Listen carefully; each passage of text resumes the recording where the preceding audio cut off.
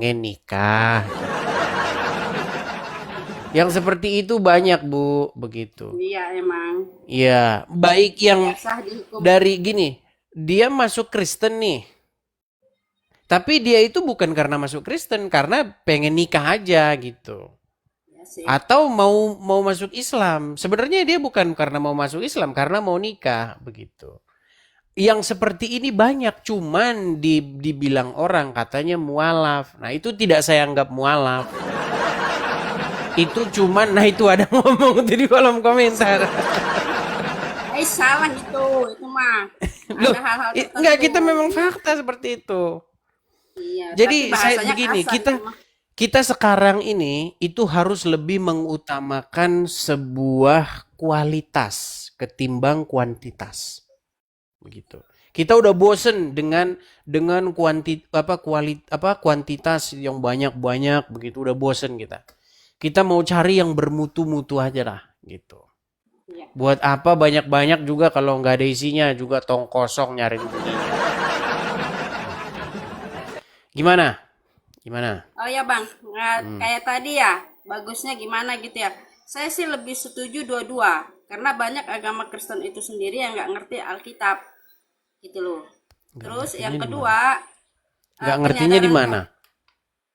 kadang-kadang kayak saya pribadi lah, cuma baca, tapi memaknainya kurang banget gitu loh, Contohnya, ya kan? Terus kadang-kadang kita bisa asal bunyi, kasih sok contoh tahu dulu gitu. dong. Kasih kasih contoh Contoh dulu dong. kayak Jangan bicara yang kayak umum-umum. Kita nggak tahu apa yang lagi dibahas kalau begitu.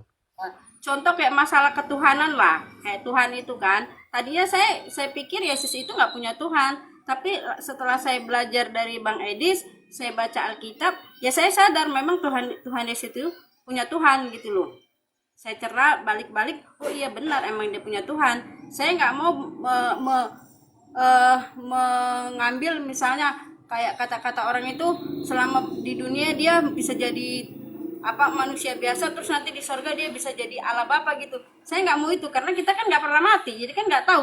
Cuma yang ditulis di Alkitab kan bahwa Tuhan Yesus itu berdoa sama Bapa di sorga dan dia duduk di sebelah kanan Allah Bapa, ya seperti itu maksudnya gitu loh. Jadi saya setelah Bang Edis memberi pelajaran begitu, saya paham gitu loh.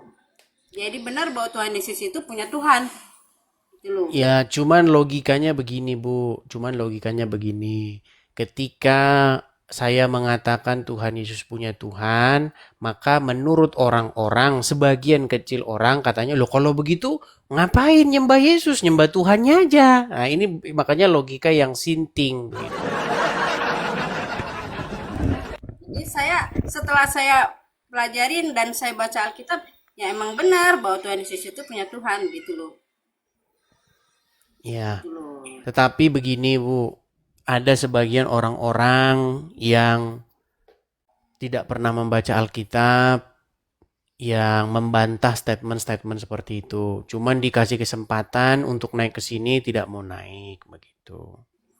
Ya, biarlah seperti itu. Oke, hanya itu saja. Ada yang lain? Yang lain kayak saya lagi belajar juga gitu loh, tapi saya setuju kayak tadi Bang Edi bilang bahwa perlu dua-duanya buat saya ya, sebagai agama Hmm. Kristen harus mempelajari Alkitab, Ibu dulu, dan kita ibu dulu, ibu dulu nikah dengan orang Islam. Kemudian akhirnya ikut-ikutan untuk melakukan kegiatan-kegiatan agama Islam. Terus sama sekali kapan nggak berhentinya itu? saya sama sekali nggak pernah mengikuti kegiatannya, Nggak pernah sama sama sekali. sekali. Ya, cuma waktu itu paling ya cuma mualafkan aja di masjid. Dan waktu itu kan waktu saya dimualafkan di masjid itu, mertua saya waktu itu nanya, namanya perlu diganti nggak? Katanya gitu. Jadi datang Terus? ustaznya bilang, "Tuh, karena pada dasarnya saya memang nggak setuju, cuma karena pernikahan itu aja. Karena saya memang punya misi waktu itu, menikah harus begitu. Tapi dari hati saya menolak. Walaupun ujung-ujungnya rumah tangga itu hancur. Dan saya Hmm. menerima itu. Karena Terus habis itu? ya udah kita pisah, jadi kita saya sebenarnya dulu pacaran itu 6 tahun, rumah tangga 5 tahun, cuma masa pacaran pun kita tahu perbedaan, saya tahu persis perbedaannya, Hmm. cuma mungkin cara Tuhan begitu, ya udah saya terima gitu loh. Oke, oke, oke. Baiklah, Walaupun baiklah. ujungnya hancur Berarti nggak karena saya selama salah ya. selama dulu itu nggak pernah sholat juga ya? Pernah saya coba sekali ya. Waktu itu kalau nggak salah eh, hari raya haji deh. Saya diajak ke masjid sama mertua. Saya sholat, saya perang batin. Perang batinnya gimana? Masih nggak tentram. Akhirnya disuruh sholat. Akhirnya saya bilang, Tuhan Yesus tolong dong saya, Tuhan Yesus saya nggak mau sebenarnya begini Tuhan Yesus gitu-gitu. Langsung langsung terasa ya. Waduh, saya jadi nyembah Tuhan baru ini gitu kan. Juga yang nyolok gitu kan. Saya tanya sama mereka, kok Hmm. kalian gampang sih masuknya, sementara saya enggak. Sebenarnya saya juga pengen juga, cuma nggak gampang kan. Mereka itu bilang, ya udah asik aja kata gitu. Nah saya nggak bisa gitu loh. Iya, iya, iya. Lucunya lagi waktu saya melahirkan, kan saya waktu itu melahirkan normal. Jadi mertua saya dia sahadat di kuping saya. Sementara saya bilang, oh, Tuhan Yesus tolong dong selamatkan saya mau melahirkan nih, kasih normal segala macam. Normal emang. Tapi jadi saya ketawa sendiri. Berarti Tuhan Yesus masih sayang saya. Memang Amin. dasarnya saya salah. Intinya begitu deh. Dan saya Iya. sebenarnya bukan orang yang taat beribadah. Karena saya secara Kristen pun memiliki kepahitan. Karena Taat saya juga beribadah kan besar maksudnya sama. gimana itu taat beribadah itu? Apa beribadah itu, Bu? Artinya saya tidak ke gereja, artinya saya tidak baca Alkitab juga, tapi saya paham gitu loh. Gitu loh, bukan karena es. Berarti Gitu loh. arti Jadi ibadah itu berarti ke gereja ya? sebenarnya setelah saya mendengarkan Abang Edis enggak sih? Setelah mendengar enggak. Artinya tidak segitu, cuma waktu itu kan kita melakukan ibadah itu ya semacam salah satunya pergi ke gereja, baca Alkitab gitu. No, gitu loh. Ya, ya, ya, ya, ya. Ya. Berarti memang Bang, tapi berarti sering nonton channel ini ya? pokoknya kan saya ngikutin abang terus, jadi saya dapat ini langsung aja notifikasinya, jadi langsung aja. Pokoknya acara yang lain tinggal dah. Oh, Makanya iya. paling saya sama abang sama Jadi begini, Bu. Jadi memang begini. Karena kita ini tinggalnya di mayoritas masyarakat Indonesia. Mayoritasnya itu kan adalah Muslim. iya. Jadi mau tidak mau pengaruh mayoritas ini itu pikirannya, pola pikirnya apa, itu masuk ke orang-orang Kristen.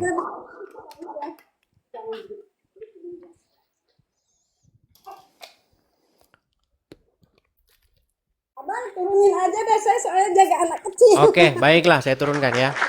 Baik, saya turunkan.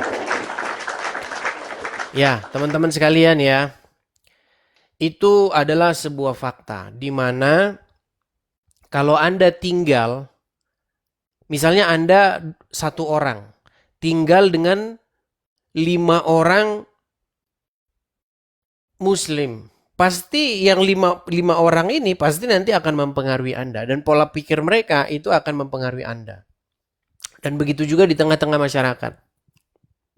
Karena kalau Anda tanya sama orang Islam, apa itu ibadah? Ibadah itu adalah pergi ke masjid. Itu ibadah. Seperti itu. Dan akhirnya orang-orang yang awam ini itu juga mempengaruhi juga orang-orang awam yang lain. Seperti itu. Jadi ibadah adalah sebuah kegiatan pergi ke tempat tertentu, lalu di sana melakukan gerakan-gerakan tertentu. Itulah ibadah bagi orang-orang awam. Begitu ya.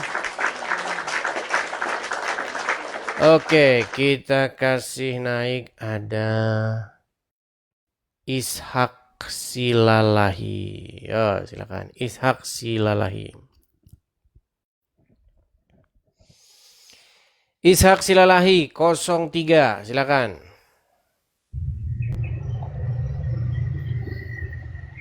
Ras, Ras. Horas. Selamat pagi semua. Selamat Ini pagi. ladies, aku mau membahas tentang ini. Apa itu? biar dipercerahkan dulu masalah pengutipan liar yang di tengah jalan itu. Saya sangat merasa sangat terganggu itu. Pengutipan tengah jalan maksudnya? Itu pengutipan yang di masjid-masjid itu, yang tengah jalan. Terganggunya gimana, Bang? Ya kalau kita bawa mobil ya kan, bawa mobil.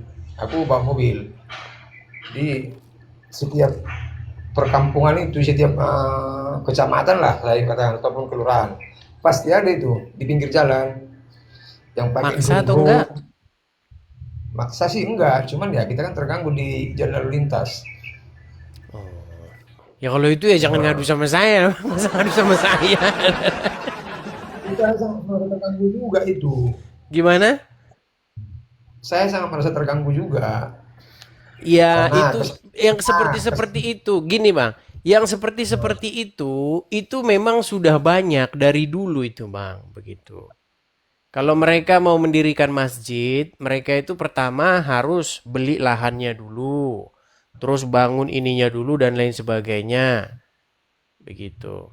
Dan mereka nanti akan mengatakan, jikalau anak-anak Adam sudah mati, maka ada 3 pahala yang tidak terputus. Yang pertama adalah, nah itu pasti omongannya begitu. Dan yang terakhir adalah barang siapa yang mengerjakan infak amal jariah. Nah, itu makanya itu omongan-omongan seperti itu nanti membuat orang nanti sumbang masjid Itu udah terus Bang, udah lama itu seperti itu. iya terkadang sih memang kita kasih sumbangan juga, memang kita kasih sumbangan ya. Apakah karena kita mengasih itu ibaratnya itu semakin menjamur gitu loh. Ya, tapi kalau saya ya, kalau ini pikiran saya ya, pikiran saya. Jadi memang di dalam iman mereka itu ada sesuatu yang semacam kalimat-kalimat supaya menggerakkan seseorang gitu. Saya pernah suatu saat saya pernah lewat di sebuah jalan. Nah, berhentilah saya di jalan itu. Saya lihat ada tulisan besar. Tulisannya itu pakai pakai banner begitu kan. Terus ada gambar masjid. Nah, gambar masjid itu ada tulisan begitu.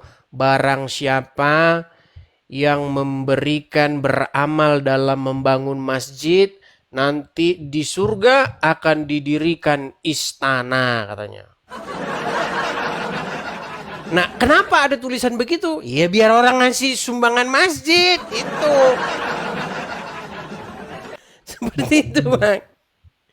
Jadi sekarang Itu begini loh Bang, itu sama itu, Bang. Gini, di dalam agama Kristen ada oknum. Nah, kena pelanggaran, Abang. Saya turunkan dulu, Bang ya. Ada pelanggaran. Aduh, susah.